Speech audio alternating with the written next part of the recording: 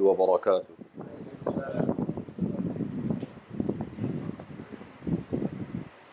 إن الحمد لله نحمده ونستعينه ونستغفره ونتوب إليه ونعوذ بالله من شرور أنفسنا ومن سيئات أعمالنا. من يهده الله فلا مضل له ومن يضلله فلا هادي له. أشهد أن لا إله إلا الله وحده لا شريك له وأشهد أن محمدا عبده ورسوله.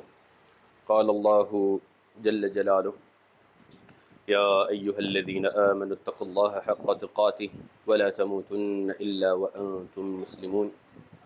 يا أيها الناس اتقوا ربكم الذي خلقكم من نفس واحدة وخلق منها زوجها وبث منهما رجالا كثيرا ونساء واتقوا الله الذي تساءلون به والأرحام إن الله كان عليكم رقيبا.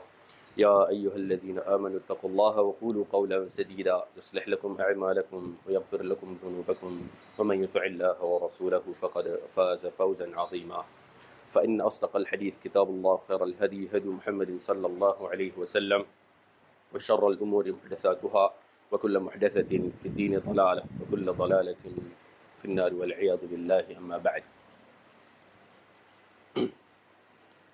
إخواني وأخواتي أحبائي أعزني الله وإياكم جميعا، كيف حالكم؟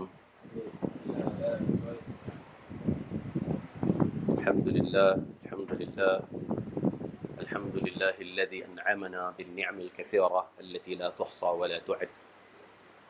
Segala puji bagi Allah, Zat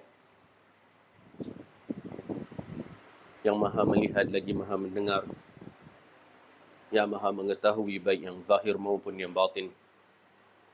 Segala keperluan kita, baik yang kita nampakkan atau hanya berupa lintasan di dalam hati, Dialah yang maha mengetahui lagi maha menyempurnakan segala keperluan kita, baik dengan kita memintanya maupun tanpa kita sedari. Keperluan tersebut, hajat tersebut terpenuhi dengan sendirinya. Dialah satu-satunya yang berhak untuk senantiasa dipuji, Zat yang tiada duanya. Dan salawat serta salam senantiasa kita panjatkan terhadap junjungan besar kita, suri tauladan Rasul sallallahu alaihi wasallam, yang telah diutus oleh Allah Azza wa Jal untuk menjelaskan kepada kita apa yang halal kepada apa yang haram, yang kemudian menjadikan ianya sebagai pedoman dan bimbingan bagi kita mengharungi kehidupan yang sementara ini. Ahibai azani Allahu iyyakum jami'an. Hampir 2 bulan lamanya kita tidak bersua. Nah, bulan Ramadan kemarin ada rencana untuk kita sama-sama adakan iftar dan juga tarawih dan bahkan qiyam. Namun kita diuji dengan elektrisiti yang terputus. Nah, maka alhamdulillah atas usaha mereka-mereka yang di sebalik tabir, nah, dan benar-benar orangnya sekarang berada di sebalik tabir.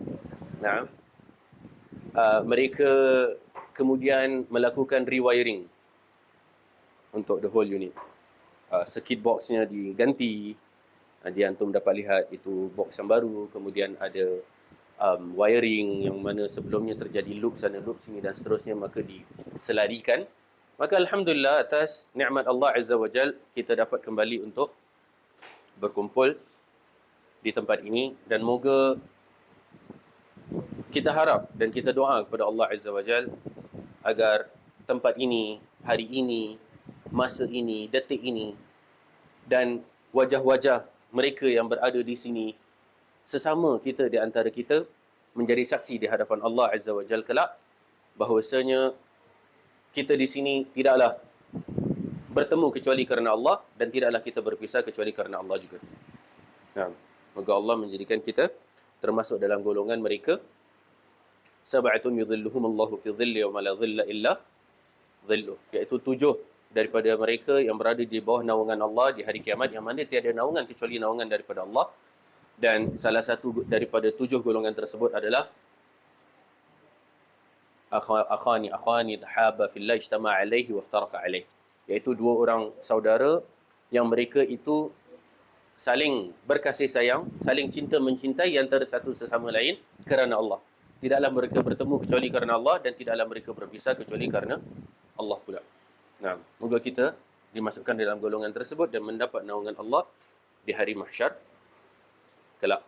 Hari di mana matahari hanyalah berupa sejengkal di atas kepala kita. Berbicara tentang mahsyar, berbicara tentang akhir zaman, hari kiamat, syukur kepada Allah, dan yang kesebalikannya, iaitu kufur kepada Allah Azza wa Jalla. Bukan kata berarti kufur itu adalah kufur keluar daripada agama terus, bukan. Ada kufur yang keluar agama, ada satu lagi namanya kufur nikmat. Nah, dipanggil kufur nikmat juga. Jadi syukur nikmat, kufur nikmat. Itu opposite of syukur nikmat, kufur nikmat. Kufur yang keluar agama itu lain. Nah, kufur nikmat.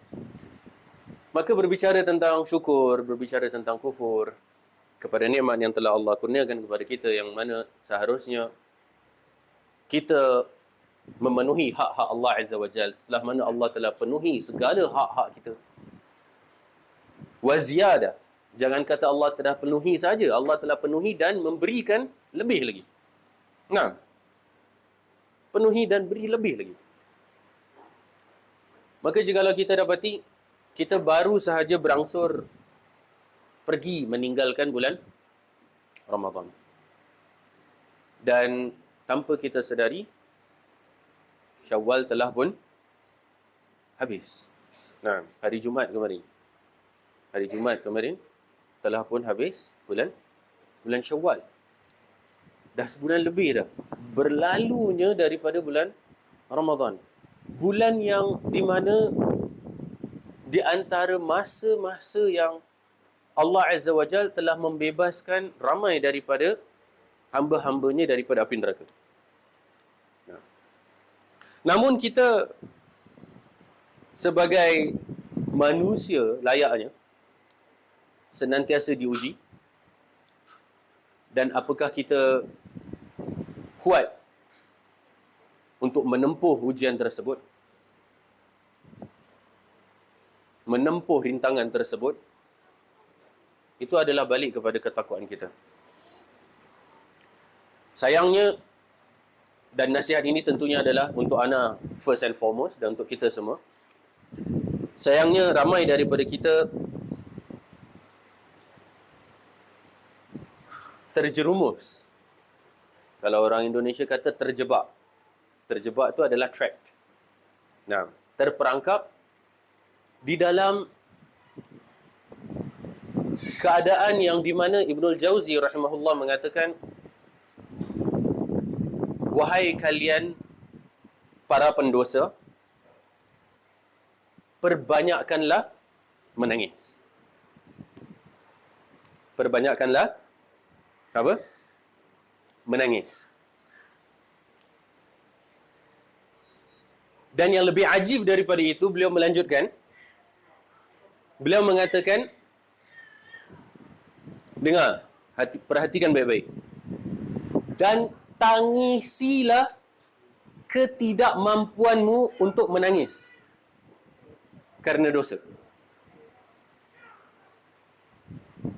Beliau berkata, wahai para pendosa, perbanyakkanlah menangis, dan tangisilah ketidakmampuanmu untuk menangisi atas dosa-dosamu. Ketidakmampuan untuk nak menangis tu, dia cakap itu lagi kamu tangisi. Dahlah pendosa yang sepatutnya menangis, tetapi tak menangis. Maka Ibnul Jauzi mengatakan, tangisilah ketidakmampuanmu untuk tak dapat menangis kerana dosa kamu.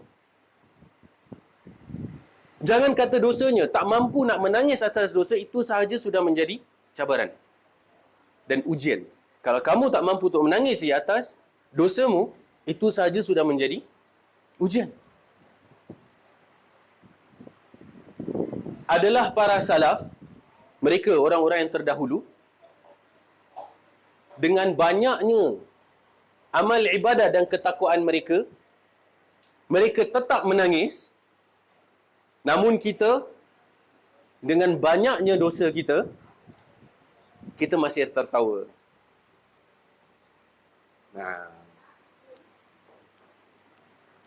dengan banyaknya amal ibadah mereka, mereka masih menangis. Sedangkan kita, dengan banyaknya dosa kita, kita tertawa. Jadi yang takjub tu, yang ingin anak kongsikan, di mana beliau mengatakan bukan hanya tangisilah dosa-dosamu, tapi bahkan tangisilah ketidakmampuanmu untuk menangis. Kalau kau tak mampu nak menangis, itu je patut untuk ditangisi. Orang yang bertakwa, banyak amal ibadah, boleh menangis. Seharusnya dan selayaknya, kita yang berdosa, banyak kenistaan di dalam diri, sepatutnya lebih banyak menangis. Ada the sense of regret, sense of repentance. Taubat, kembali kepada Allah Azza wa Jalla. Yes, kita akan fall, kita akan jatuh, kita akan salah silap. Betul. Tapi janganlah kemudian kita alpa, khayal, lalai, kemudian langsung tak bangkit. Tak. Memang dia akan terjatuh, tergolek, bangun balik semula. Jatuh lagi, tergolek lagi, bangun lagi semula. Jangan jatuh kemudian kita give up dan surrender. Ia adalah jihad. Ianya adalah jihad. Dan kehidupan ini memerlukan kepada al-istiqamah. Memerlukan kepada al-istiqamah. Perseverance. Sesuatu yang memang ianya bersifat jihad, di mana kita harus paksa. Kita harus paksakan. Dia tak ada shortcut. Nak kena paksakan. Dan itulah dia. Kita masuk ke dalam topik pembahasan kita, fasal yang ke-15. Iaitu wali Allah dan wali syaitan. Wali Allah dan wali syaitan. Masih dalam bab akidah, fasal yang ke-15. Bahkan kita hampir akan menghabisi bab akidah insya-Allah. Tinggal fasal 15, kemudian ada 16, 17, kemudian selesai sudah bab akidah. Nanti kita akan masuk pula bab adab dan akhlak. Nah. Maka fasal yang ke-15 yang berbicara tentang wali Allah dan wali syaitan. Bila kita sebut kalimat wali,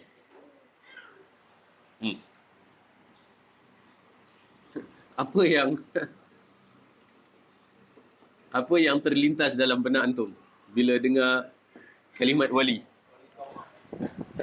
The first Terus nanti akan ada yang teringat wali songo. Wali songo tu maknanya apa? Yang dipanggil songo. Wali 9. Songo tu bahasa Jawa 9. Kenapa? Siji, loro, telu, papat, limo, enam, pitu, wolu, songo. Okay?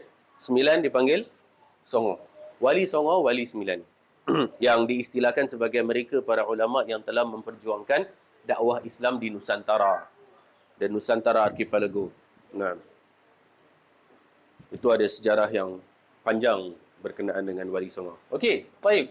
Ada wali songo. Tadi anak ada macam terdengar ada yang sebut wali band. Tak Tak ada Nah.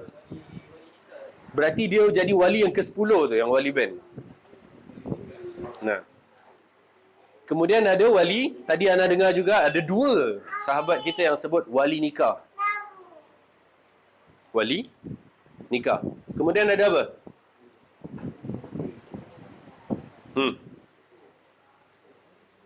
Waliul amr dan seterusnya.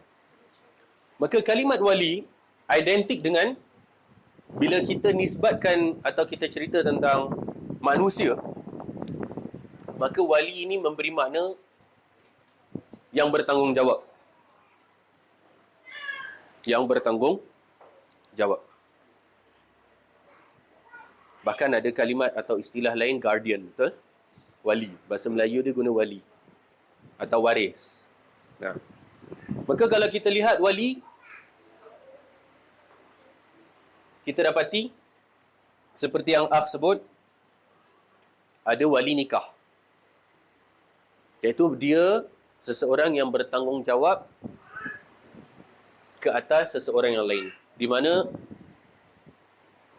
kita ketahui bersama bahawasanya rukun nikah ada berapa? Ada berapa rukun nikah?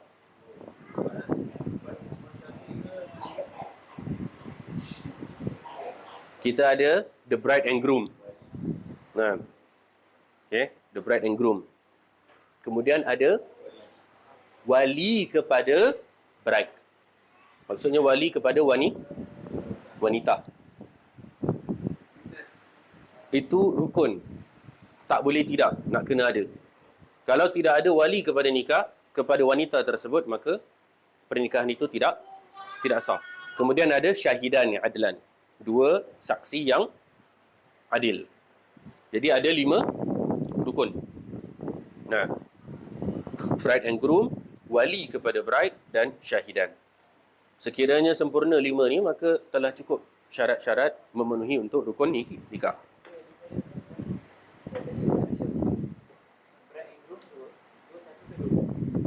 Bride and groom. Nah. 2 witnesses. Nah. Maka kemudian kita ada istilah penggunaan wali di mana al-hakimu waliyun liman la waliyalah. Wali hakim menjadi wali kepada orang yang tidak ada wali. Letaklah wanita ni adalah anak yatim, tidak ada mak bapak, tidak ada datuk, tidak ada pakcik, tidak ada adik-beradik lelaki, bahkan tidak ada apa? Tidak ada anak lelaki. Anak lelaki boleh menjadi wali bagi ibunya. Sekiranya seorang ibu, kita biasa dengar lah, bapa, datuk, pakcik. Pakcik ni adalah adik-beradik bapa. Adik-beradik lelaki bapa. Bukan dari mak. Mesti daripada ammun. Paternal uncle. Bukan maternal. Mesti paternal uncle. So kita ada bapa, kita ada datuk, kita ada adik-beradik lelaki bapa, kita ada adik-beradik lelaki, okay, brothers. Kemudian bahkan boleh anak lelaki. Jadi in the event where seorang wanita suaminya meninggal atau bahkan pisah sekalipun, kemudian memiliki seorang anak lelaki yang sudah dewasa, akil baligh, dah dewasa, matang, maka dia boleh menjadi wali bagi ibunya ketika ibunya bernikah dengan lelaki lain. Itu adalah penggunaan kalimat wali. Kemudian kita ada wali yang bermakna governor. Governor, ministers. Wali di daerah sana, wali di daerah sini. Ini zaman Khulafaur Rashidin digunakan istilah tersebut. Iaitu governor who governs that district and this district. Kemudian bila kita gunakan penisbatan kepada Allah Azza wa Jal, tadi kita guna penisbatan manusia within us, kemudian kita guna istilah waliullah. Nah, dan juga ada waliyu syaitan. Ada waliullah, ada waliyu syaitan. Maka di sini kita beri makna ketergantungan. Jadi waliullah iaitu yang bergantung kepada Allah. Nah, waliyu syaitan yang bergantung kepada syaitan. Waliullah iaitu mereka yang bergantung kepada Allah Azza wa Jalla. So, a wali, seseorang itu boleh jadi seorang wali di mana di antara titik yang penting adalah seseorang itu tidak mengklaim untuk menjadi wali. Nah, dia adalah seorang wali dan boleh jadi dia tak tahu pun. Boleh jadi dia tak tahu pun. Berbanding dengan orang yang klaim menjadi wali. Maka siapa yang klaim menjadi wali, maka dia bukanlah wali. Yang kita kata waliullah, istilah waliullah. Orang yang klaim menjadi wali, maka dia bukan waliullah. Orang yang betul-betul waliullah, dia tak cakap dia waliullah. Itu istilah. Itu maksudnya. Orang yang betul-betul waliullah tidak mengatakan dia adalah waliullah. Dan ini penilaian ini, judgement ini, penetapan hukum ini dari siapa? Dari Imam Syafi'i sendiri, rahimahullah ta'ala. Di mana beliau mengatakan, jikalau kamu, bahkan di zaman Imam Syafi'i dah ada istilah-istilah macam ni. Beliau mengatakan, jikalau kamu melihat seseorang terbang di udara dan jalan di atas air. Nah, Imam Syafi'i sebut. Ingat kita, zaman kita je ada all this myth, mistik. Imam Syafi'i sebut, jikalau kamu lihat orang yang terbang di udara atau jalan di atas air, maka janganlah kamu mengklaim bahawasanya dia adalah seorang wali, jikalau, ini yang disebutkan Imam Syafi'i di antaranya adalah, jikalau pertama, dia mengatakan dialah waliullah. Nah, dia mengaku sendiri, self-claim. Di mana di bawah klaim tersebut, kamu dapati bahawasanya dia selalu memaparkan dirinya sebagai aku, dan aku. Maksudnya, oh, aku solat malam. Oh, aku baca Quran. Oh, aku bersedekah. Duk bercerita. Al-i'tiraf, self-i'tiraf, self-claim. Maka di situ Imam Syafi'i kata tu red flag. Kalau seseorang yang bercerita tentang amal ibadah dia kepada orang lain, iaitu supaya disanjung, supaya dipuji dan seterusnya. Tak. Dia menyembunyikannya, tak ada yang mengetahui. Kita jadikan di antara diri kita dengan Allah rahsia-rahsia. Nah, sebab tu ada bait syair yang mengatakan, apakah kamu ada rahsia-rahsia antara kamu dan Allah sahaja, yang mana orang lain tak tahu? Ada bait syair yang mengatakan tu. Apakah kamu memiliki rahsia-rahsia antara kamu dan Allah? Hal laka sirrun indallah, something bainaka wa bainallah. Apakah kamu memiliki rahsia yang mana tidak ada yang mengetahui kecuali antara kamu dengan Allah? Tak semua benda perlu kita cerita. Bahkan kepada mak bapak, bahkan kepada adik-beradik, bahkan kepada suami isteri, bahkan kepada anak-anak. Ada benda-benda yang kita just nak jadikan ianya sebagai rahsia. Even though benda tu adalah benda yang istilahnya sepele atau ringan. Kan? Ana bagi contoh. Contohlah misalnya contoh yang biasa Ana buat, jadi antum semua tahu contohnya. You are crossing the bridge between Jucat tu Pasar Gilang, tiba-tiba ada makcik dekat atas jambatan. Entah pun keluarkanlah, entah $2, entah $5, entah $10. kasih makcik tu kan. So sekarang ni tak ada siapa yang tahu. Tak ada siapa yang tahu. Only between you and Allah, dengan makcik tu sebagai saksi. Jadi kita jadikan secrets between us and Allah. Nah, tak ada keperluan untuk bila kita balik, kita cerita kat isteri kita, tadi kan kat jambatan ada satu makcik nampak kesian. Walaupun nampak macam innocent, nampak macam tak bersalah, macam baik lah. Mungkin bahkan kita nak menganjurkan isteri kita untuk bersedekah juga, misalnya. Tapi as much as ada benda-benda yang mungkin kita nak tunjuk ajar, okay? Misalnya kita cakap dengan isteri kita, oh tadi lepas maghrib actually I dah nak balik, tapi rupanya ada pengajian, I pun duduk dengar. So macam nak menganjurkan dia supaya dia belajar, misalnya. Okay, tapi let's balance it. Ada benda-benda yang hidden secrets yang tak ada siapa tahu kecuali antara kita dengan Allah je.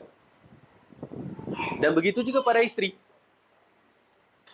Hantar tak tahu, hantar keluar pergi kerja kan, dekat rumah entah dia baca Quran ke kan, entah dia solat duha ke, entah pun tak tahu. Dia pun tak cerita, dia pun diam senyap. Pasal nak ada benda-benda secrets antara kita dengan Allah. Tak semua kita announce it to the world. Maka Imam Syafi'i rahimahullah mengatakan salah satu adalah orang yang tidak self-claim dan announce to the world, mengatakan begini dan begitu. Bahkan sampai kepada tahap apa? Sampai kepada tahap kemuncak di mana diyakini bahawasanya dia telah sampai makam, misalnya. Sampai kepada makam yang sangat dekat dengan Allah, sehingga syariat agama ni tidak tertakluk lagi kepada dia.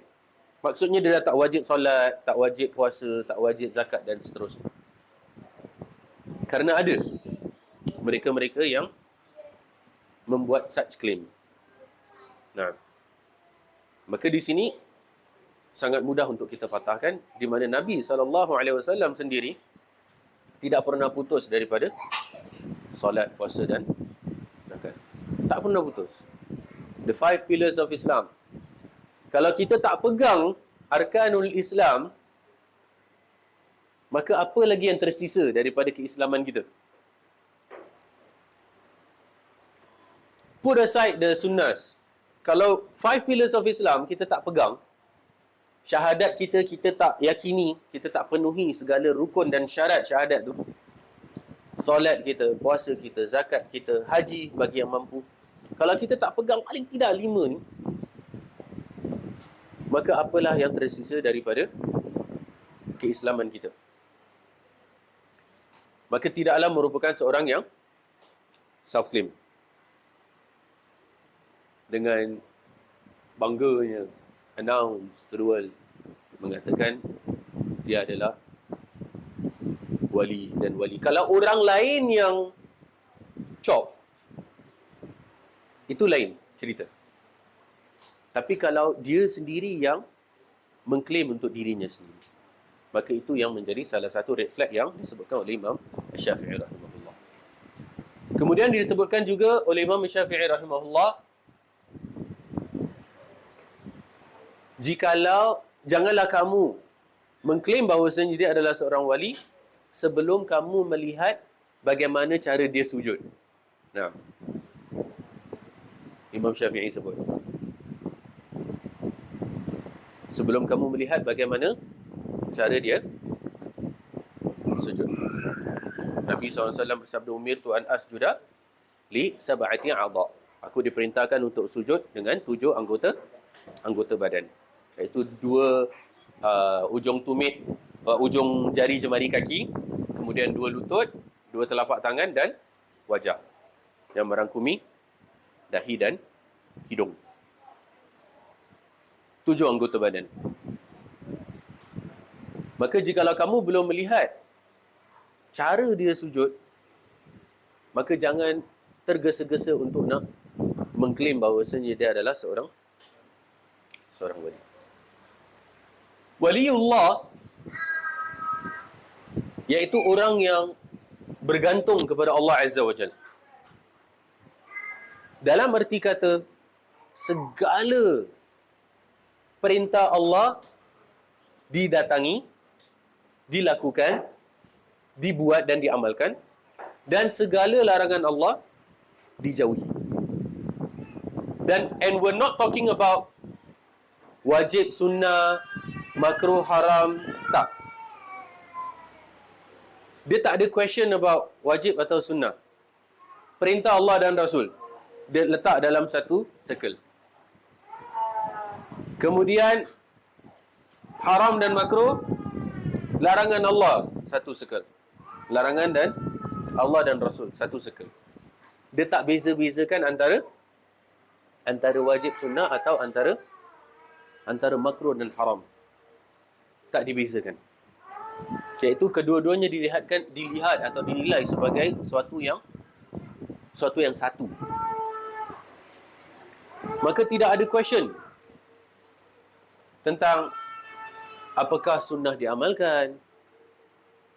Tidak ada question tentang apakah makruh dilakukan. Seperti perawi-perawi hadis, untuk nak menjadi perawi hadis mesti nak kena ada al-udul, al-adalah. Untuk menjadi rawi thiqah, maka harus ada adalah. Dan di antara syarat adalah adalah tidak melaksanakan yang makruh. Jangan kata meninggalkan yang haram, tak. Tinggalkan yang haram tak payah cerita. Tidak melakukan yang makruh. Nah, itu nak menjadi di antara syarat-syarat adalah. Dan tidak meninggalkan yang sunnah. Ada kisah tentang seorang syekh di mana beliau sudah berusia senja. Letaklah dah 80-an, 90-an umurnya. Satu hari, ada seorang alim datang ke masjid daerah tempat tinggalnya atuk ni. Kemudian bercerita tentang solat ada rukun-rukunnya, sunnahnya, syaratnya dan seterusnya. Kemudian sampai kepada pembahagian ada solat fardu, kemudian ada solat sunnah, dan di antara solat sunnah ada nawafil atau rawatib, ada yang namanya duha dan seterusnya. Habis daripada kelas tu, syekh tu marah-marah. Syekh maksudnya orang yang berusia senja tadi tu marah-marah. Kemudian dia tanya, kenapa wahai pakcik, kamu berasa begitu marah sekali? Dia cakap, 80 tahun, 90 tahun, aku solat duha, aku tak pernah tahu pun dia tu wajib ke sunnah.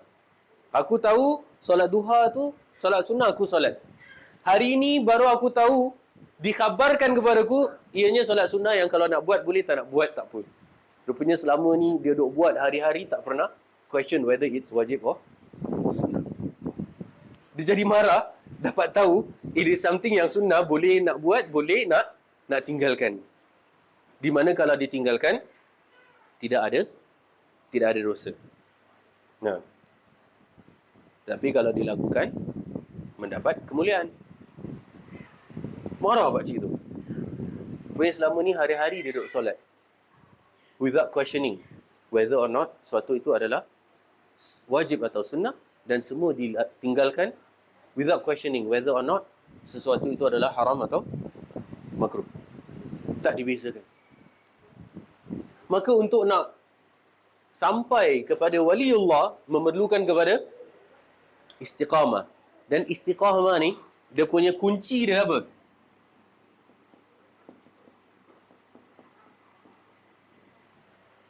Dipaksa. Dia tak boleh istilah as and when tau. OT-OT. Dia tak boleh OT-OT. Dia mesti sesuatu yang dipaksa. Dan benda ni kita dapat lihat sebagaimana yang Allah telah ajarkan dalam solat 5 waktu, dalam puasa Ramadan. Solat 5 waktu ni kita boleh OT-OT tak? Like nak buat tak nak buat tak apa. Kita dipaksa, dibimbing, diajar untuk buat. Cepat lambat buat. Puasa Ramadan nak kena buat. Dia tak ada macam rasa nak buat okey, tak nak tak apa. So kalau yang wajib itu, kemudian apa yang kita amalkan, kita praktiskan dalam yang wajib tadi, maka kalau kita nak sampai kepada tahap waliullah, iaitu orang yang bergantung kepada Allah sepenuhnya, maka konsep yang sama perlu untuk kita amalkan dalam keseharian kita. Apalagi benda yang wajib, lagilah kita paksakan. Yang sunnah, paksaannya jangan sampai melebihi daripada yang wajib tentunya. Tapi yang wajib kita paksakan. Mungkin kita dapat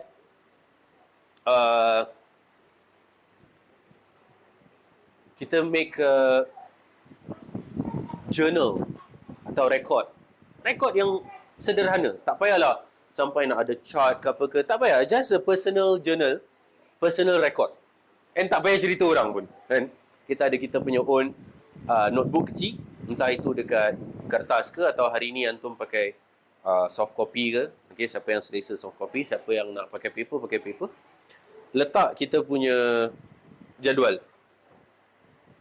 Contoh kita tengok diri kita dalam sebulan ni.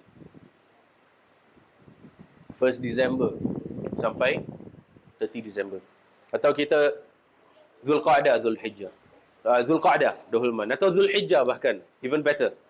Kerana ada 10 hari pertama Zulhijjah. Tengok 1 bulan. Or even better, instead of 30 hari, kita tengok 40 hari.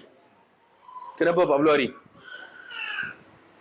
Kerana Nabi SAW bersabda dalam sebuah hadis, barang siapa yang solat selama 40 hari takbiratul ihram bersama imam, maksudnya solat jemaah, takbiratul ihram bersama imam selama 40 hari berturut-turut, 5 kali solat kali 40, maka dia adalah orang yang dibersihkan dan disucikan daripada sifat-sifat kemunafikan. Sifat-sifat kemunafikan. Siapa yang dapat mampu 40 hari, so kita punya jadual tadi kan, kita punya self journal, kita punya self record, kita buat 40 hari, kita just tengok, kita just track kita punya diri sendiri.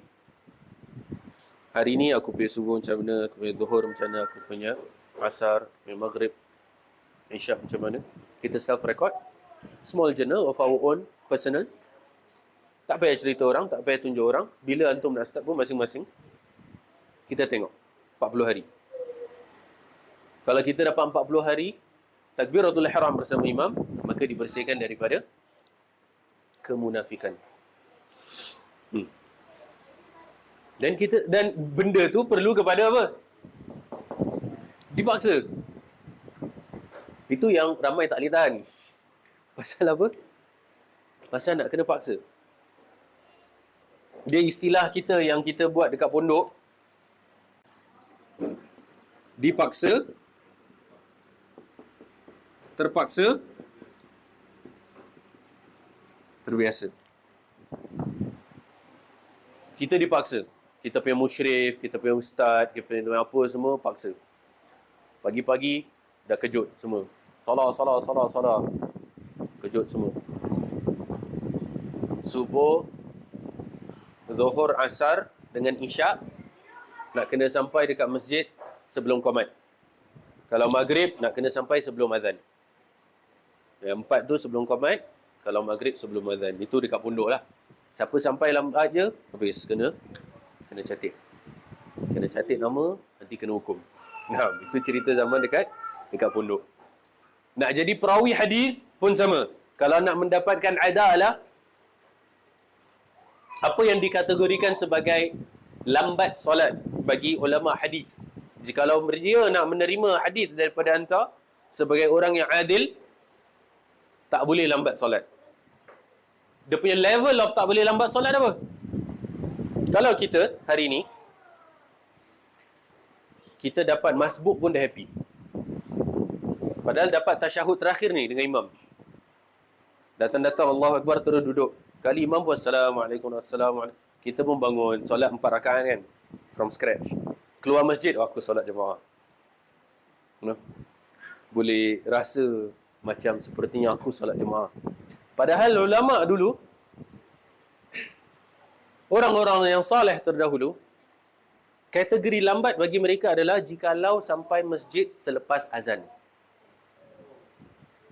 Siapa sampai masjid lepas azan, dah lambat. Jangan kata lepas qamat. Jangan kata rakaat pertama, 2, 3, 4 lah. Siapa sampai azan dah habis dikumandangkan, kira dah lambat. Padahal belum qamat pun. Nah, kena sampai sebelum. Itu level ulama terdahulu lah. Nah, jadi perlu dipaksa. Kemudian kita terpaksa buat dan akhirnya terbiasa. Dan jikalau kita dapat lakukan paling tidak yang 40 tadi tu, maka kita terselamat daripada kemunafikan. Apa ciri-ciri kemunafikan? Aywa, arba'un man kunna fihi kana munafiqan khalisan. Wa man kana fihi khulla aw khasla kana fihi khaslatun minan nifaq. Ay, idza hadatha kadzaba wa idza ahada ghadara wa idza khasama fajara wa idza tumina khana. Di mana Nabi SAW bersabda, terdapat 4 sifat di mana jikalau ada pada seseorang, maka dia adalah munafik sejati. Nah, pure munafik. Munafik sejati. Betul punya jiwa munafik. Dan barang siapa yang memiliki salah satu daripada khaslah itu, iaitu salah satu daripada sifat itu, maka di dalamnya terdapat salah satu dari sifat-sifat kemunafikan. 1 ke 2 ke 3 ke. Kalau ada 4, munafik sejati, pure munafik. Tapi kalau ada 1, berarti di dalamnya terdapat ciri-ciri kemunafikan, kata Nabi SAW. Apa dia? Idza hadatha kadzaba, seperti yang disebut oleh jikalau dia berbicara, dia dusta. Nah, jikalau dia berbicara, dia dusta. Wa idza ahada ghadara, atau wa idza wa'ada ghadara. Jikalau dia berjanji, dia ingkar janji. Nah. Wa idza khasama fajara. Jikalau dia itu berbalah, maka dia akan melampaui batas. Maksudnya apa tahu? Memang dalam Islam ada konsep kisos. Konsep kisos apa? Kalau ada satu letaklah tumbuk. Kemudian entah merasa tak puas hati lah. Kenapa entah tumbuk Ana? Ana nak tuntut hak Ana. Kan? Cakap, okay, fine. Tumbuk Ana balik. Fadal. Maka, orang yang Muslim atau mukmin, pertama, kalau dia maafkan lebih baguslah. Tapi kalau dia nak tuntut hak dia pun tak salah. Boleh. Tetapi nak kena setimpal, sebanding dengan apa yang orang buat kat dia. Tapi kalau munafik, khasama fajara. Jikalau dia berbalah, dia akan melampaui batas. Jadi kalau orang tu cuma tepuk je, dia datang dia tumbuk. Ada tak pernah berlaku? Orang, kadang orang cakap je. Tapi dia balas, dia bukan balas cakap. Dia balas dengan tumbuk. Berarti dia melebih. Melampaui batas. Di dalam membalas. Membalas boleh. Membalas boleh, tapi nak kena setimpal dan sebanding. Jikalau maafkan lebih bagus, tentunya. Tapi kalau nak balas, kena setimpal sebanding. Tapi kalau dah melebihi, maka itulah dia melampaui batas ketika berbalah, ketika bergaduh. Orang anu dia sikit je, terus dia anu banyak. Orang tumbuk dia sekali je, dia datang tu macam itu. Dia geram kan? Dia geram, orang datang, anu dia satu kali, dia datang, dia balas banyak kali. Kemudian wa idza tumina khana. Dan jikalau dia diberi amanah, maka dia khana, khianat terhadap amanah tersebut. Atau kama qala alaihi afdhalus salati wassalam. Hadis adalah muttafaqun alaih, riwayat Imam Bukhari dan Muslim. Maka jikalau kita dibersihkan daripada sifat-sifat kemunafikan ini, itu adalah sesuatu yang sangat didambakan. Dan kita nak jaga benda ni. Cakap tak boleh dusta, janji tak boleh ingkar. Kalau kita berbalah tak boleh melampaui batas, tak boleh melebih-lebih. Dan kalau kita diberi amanah, maka kita tidak khianat. Dan untuk berbicara bagi setiap satu daripada sifat ni, banyak contoh-contoh dan pembahasan yang dapat kita bahaskan. Intinya, nak menjadi seorang waliullah, seorang yang bergantung kepada Allah Azza wa Jal sepenuhnya, ianya memerlukan kepada cabaran. And again, waliullah bukan self-claim.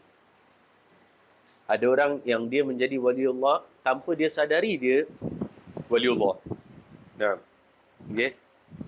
Kalau orang lain yang cop, maka tidak menjadi masalah. Bahkan bila disebut in the presence of him, oh ini wali Allah ni, dia cakap taklah, dia deny. Nah, orang sebut tentang dia, orang letakkan claim untuk dia, not in his presence, tapi in his presence dia akan deny, negate. Ya ikhwah, orang-orang terdahulu mereka sangat tawaduk. Sangat tawaduk. Sangat tawaduk. Tahu tawaduk Humble, rendah diri. Contoh.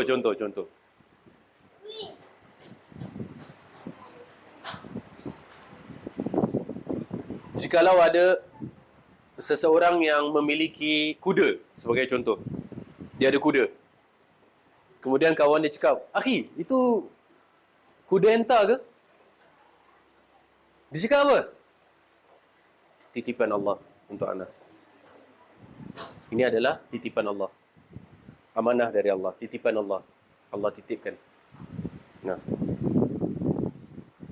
Oh, itu rumah entah punya ke? Itu adalah titipan Allah. Titipan Allah. Tu je dia jawab. Titipan Allah. Kalau kita tak, hari ni ada motor kapcai je. Akhi, tu motor entah. Motor anak. Kapcai je kot. Motor anak ni. Kan? Ini rumah entah. Oh, ni rumah anak ni. Baru ambil kunci dari HDB. Fresh lagi. Nah. Dia sandarkan kepada diri dia tau. Macam anak punya ni. Ini anak. Tapi orang-orang soleh yang terdahulu, itu kuda hantar punya ke? Titipan Allah. Allah titipkan dekat Ana je, untuk Ana tolong jaga. Allah amanahkan pada Ana untuk Ana jaga. Dah, tu simple. Nak jadi orang yang istilahnya waliullah, orang-orang yang bertakwa, orang-orang yang istiqamah, dia bukan OT-OT. Tapi nak kena perlu kepada dipaksa. Kerana manusia ni, dia ada ammarah, besuk. Dia ada jiwa-jiwa yang selalu mengajak kepada ketidakbaikan. Nak kena paksa. Untuk kita datangkan yang diperintahkan dan menjauhi yang dilarang. Bukanlah dinilai wajib sunnahnya, bukanlah dinilai haram makruhnya, tetapi didatangkan semua yang diperintahkan dan menjauhi segala yang dilarang. Just because Rasulullah sallallahu alaihi wasallam melaksanakan, kita laksanakan. Just because Rasulullah tidak melaksanakan, kita tak laksanakan. The idea of benar-benar berusaha untuk mencari redha Allah. Untuk nak jadi wali syaitan, senang je. Just buat exactly the opposite of waliullah. Nah. Dan bahkan ada sifat ketergantungan kepada syaitan. Dengan segala perjanjian yang boleh jadi dilakukan antara seorang dengan syaitan. Perjanjian yang dilakukan antara seseorang dengan syaitan. Dia lakukan a pact, a deal. Jadi bezanya antara waliullah dengan wali syaitan apa? Wali syaitan, dia minta daripada kita banyak, tapi dia bagi kita sikit je.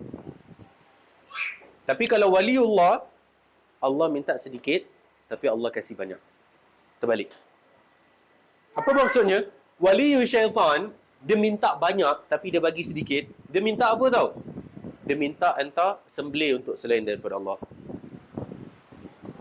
Malam kliwon apa ke misalnya, ayam yang hitam, okey, di malam yang gelap gulita, di bawah rumah, sembelih dan tumpahkan darah tu di tanah misalnya. Dia minta kita untuk mensyirikkan Allah Azza wa Jalla. Benda yang besar, tapi dia bagi seciput je. Entah apa-apa entah. Benda yang sedikit. Yang mana benda itu pun benda yang dicuri daripada pendengaran mereka bagi ahli langit, malaikat yang saling menyampaikan di antara sesama mereka berita khabar. Kemudian syaitan datang dan mencuri-curi berita. Benda ni pernah disebutkan oleh Nabi sallallahu alaihi wasallam tentang shooting stars. Shooting stars. Apa, taik bintang bahasa Melayu dia. Taik bintang. Kalau orang kita memahami taik bintang atau shooting stars, wish upon a star dan seterusnya. Kalau nampak taik bintang suruh wish lah apalah. Itu padahal syaitan sedang dilempar oleh malaikat. Sedang dilempar oleh malaikat dengan bintang. Kerana mereka mencuri-curi dengar. Dan apa yang mereka curi dengar itulah kemudian mereka sampaikan kepada dukun-dukun, kepada wali syaitan tadi. Di mana kalau apa yang mereka curi itu mereka sampaikan, kalau satulah benar, 100 bohong. Nah, satulah benar, 100 bohong. Kemudian yang dukun tadi kemudian sampaikan kepada orang yang datang menghadap kepada dia, minta kepada dia bantuan. Maka bila mana ada perkara yang menepati dengan kehendak orang yang meminta, maka dia mengatakan, itulah aku memang tahu, aku memang power. Tapi jikalau tidak menepati, tak kena bendanya, dukun akan cakap, oh ini kerana mungkin ada kesilapan dalam amalan yang kau buat. Ayam yang kau sembelih tu, betul tak bulu dia semua hitam? Tak ada satu pun putih. Betul tak kau buat tepat pukul 12? Ke dah 12 1 second? Misalnya. Ada je benda yang tak kena. Nah. Tapi duit masuk. Duit mesti masuk. Maka dia akan ada istilahnya sesajen. Sesajen ni ialah apa yang dia perlu persembahkan untuk syaitan. Kerana pact yang ada, perjanjian yang ada antara dia dengan syaitan. Maka waliullah, waliul syaitan, waliullah nanti akan kita bahas, mereka diperkuatkan oleh Allah Azza wa Jalla dengan apa yang diistilahkan sebagai karamah. Karamah.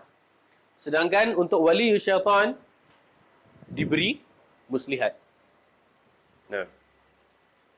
Diberikan muslihat kepadanya.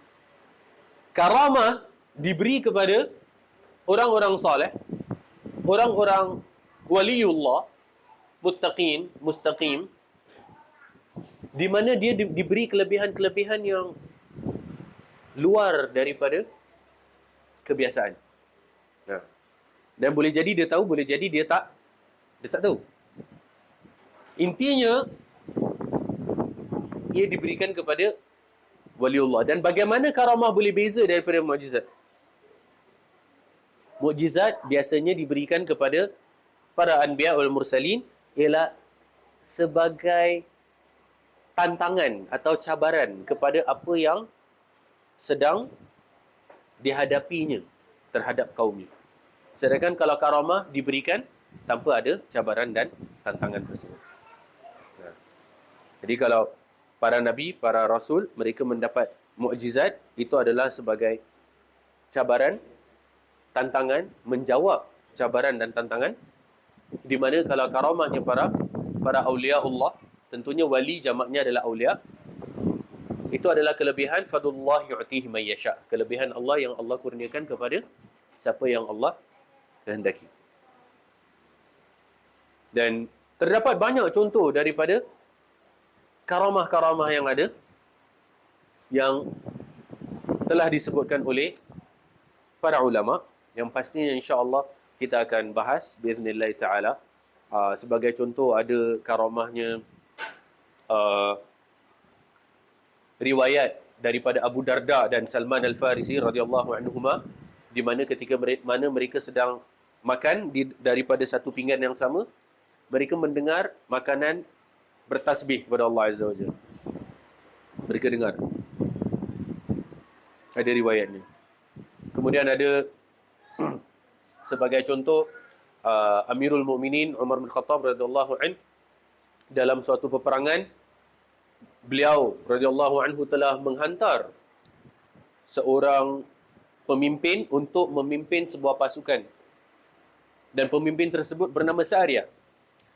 Satu ketika Umar bin Khattab sedang berkhutbah di Madinah, sedangkan Sariyah dan pasukannya berada di tempat lain. Tiba-tiba saja Umar bin Khattab radhiyallahu anhu mengatakan, "Ya Sariyah, naik ke atas gunung, naik ke atas gunung." Ya Sariyah, naik ke atas gunung, naik ke atas gunung. Padahal Umar di Madinah dan hamba Allah tersebut berada di tempat lain. Kemudian sekembalinya pasukan itu daripada peperangan, mereka menyatakan bahawasanya mereka mendengar saudaranya Umar radhiyallahu anhu mengatakan itu. Dan Umar bila dia buat tu, dia pun tak tahu, dia tertiba, tak semena-mena tertiba dia cakap. Just ada that ilham untuk mengatakan apa yang dia katakan. Dan akhirnya Sariyah dan pasukan kembali dalam keadaan menang. Dan ianya tentunya dengan izin Allah dan sebabkan daripada naiknya mereka ke atas gunung seperti mana yang diperintahkan oleh Umar. Kemudian ada misalnya Jurayj al-Abid. Kalau antum pernah dengar tentang orang soleh bernama Jurayj al-Abid, di mana terdapat seorang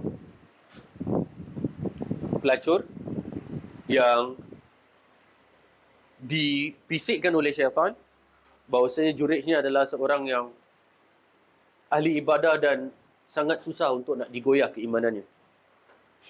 Kemudian pelacur itu pun merasa tercabar. Dia pun mengatakan, aku akan mendatangkan sebuah muslihat yang kemudian akan menjadikan Jurayj ini dicemuh oleh manusia. Maka dia pun bersatu dengan seorang penggembala kambing, shepherd. Dia bersatu dengan seorang penggembala kambing. Kemudian dalam keadaan bunting, dalam keadaan pregnant, dia mengatakan ini adalah anak Jurayj, ini adalah anak Jurayj. Manusia semua mula untuk menghina dan mencemuh Jurayj al-Abid. Kemudian setelah anak itu dilahirkan, manusia terus masih mencemuh. Kemudian Jurayj al-Abid bertanya kepada anak kecil yang masih dalam susuan, siapakah ayahmu? Dan karamahnya daripada Jurayj, daripada Allah Azza wa Jal, melalui bayi tersebut menjawab, ayahku adalah sang penggembala kambing. Dalam sejarah, ada 3 bayi yang berbicara ketika dalam kandungan. Satu kisahnya Jurayj al-Abid, Satu kisahnya Ashabul Ukhdud ketika nak dilemparkan masuk dalam api, dan satu lagi adalah Nabi Isa alaihissalam. 3 bayi yang di dalam sejarah telah diletakkan sebagai mereka yang telah berbicara ketika mana dalam keadaan bayi. Jadi karamah-karamah ada banyak yang telah dicatatkan dalam sejarah, di mana orang-orang tersebut seperti mana yang telah disifatkan oleh Imam Syafi'i rahimahullah ta'ala, bahawasanya mereka bukanlah orang-orang yang self-claim, bahawasanya mereka adalah orang yang adalah waliullah, dan mereka juga bukanlah orang-orang yang menunjuk-nunjuk, yang announce to the world bahawasanya dia melakukan ini dan melakukan itu, dan juga orang yang perlu untuk dinilai ibadahnya. Ini as simple as lihat tata cara sujudnya saja. Belum lagi lihat kepada yang lain. Maksudnya lihat sahaja tata cara sujud. Itu sahaja sudah dapat menjadi detection apakah seseorang itu benar seperti apa yang telah diklaim oleh dirinya. Dan wali syaitan seperti mana yang kita katakan berkesebalikan daripada wali Allah, dan bahkan ada pact dengan syaitan. Nah, dan banyak lagi pembahasan yang akan kita bahas biiznillah ta'ala bila mana kita masuk dalam bab ke-15 ini. Ana rasa cukup sampai di sini dulu muqaddimah kita bagi fasal yang ke-15 ini, iaitu waliullah dan karamahnya, dan wali syaitan dan muslihatnya. InsyaAllah biiznillah ta'ala dalam pertemuan yang akan datang kita akan masuk ke dalam pembacaan kitab karya Syekh Abu Bakar Al-Jazairi rahimahullah ta'ala, di mana kita akan bacakan sama-sama, kita baca ayat-ayat, dalil-dalil dan juga sabda-sabda Nabi sallallahu alaihi wasallam mengenai perkara ini biiznillah ta'ala. Apa yang benar itu adalah daripada Allah Azza wa Jal, apa yang merupakan salah dan silap itu tidak lain kecuali daripada diri anda sendiri. Aqulu qawli hadha wa astaghfirullah li wa lakum. Subhanakallahumma rabbana wa bihamdika asyhadu an la ilaha illa anta astaghfiruka wa atubu ilaik. Wa akhiru da'wana alhamdulillahi rabbil alamin wa billahi taufiq hidayah. Wassalamu alaikum warahmatullahi wabarakatuh.